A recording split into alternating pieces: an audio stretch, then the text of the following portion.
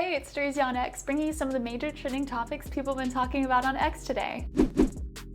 Happy April Fools, but we also have Happy New Year trending. I was confused at first too, but then I learned something new, so check this out. Apparently, the concept of a 13-month, 28-day calendar was used by humans as early as 4,500 to 4,000 BCE. Over 6,000 years ago, okay? And it wasn't just one set of people or even one civilization. It was used by Egyptians, Polynesians, Mayans, Incas, prehistoric India and China and South America, the Cherokee. I'm not even getting all of them. In fact, what we use now, the Gregorian calendar, wasn't even introduced until 1582 by Pope Gregory XIII.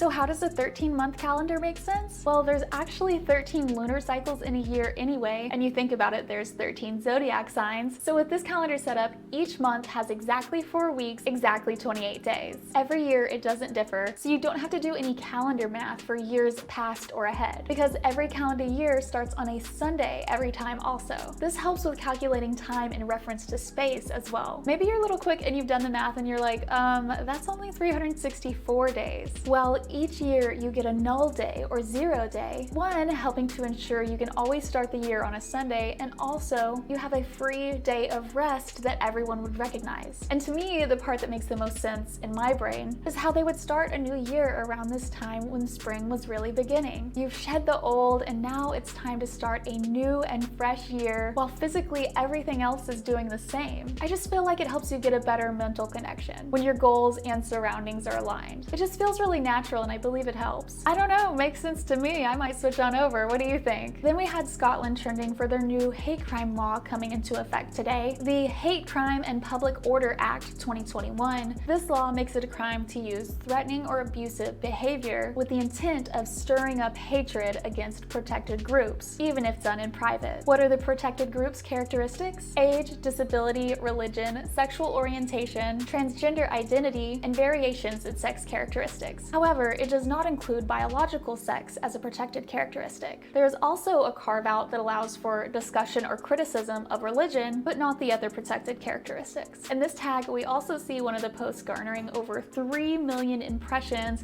and it is that of J.K. Rowling, where she's expressing her opinion of the situation. How do you feel about this act in accordance to freedom of speech? Even if you're not in Scotland, would you like this law to be enacted where you live? Tell me why. We're also seeing Damascus trending because it's being reported that Israeli airstrikes have hit an Iranian consulate adjacent to the Iranian embassy in Damascus, Syria. The strike came just hours after a drone attack by an Iran-backed militia in Iraq targeted an Israeli naval base in Eilat, Israel. They say at least 6 people were killed in the attack, including a senior Islamic Revolutionary Guard Corps commander, Mohammad Reza Zahedi. That's all I've got for right now, but make sure you're following on X for further updates, and I will see you tomorrow.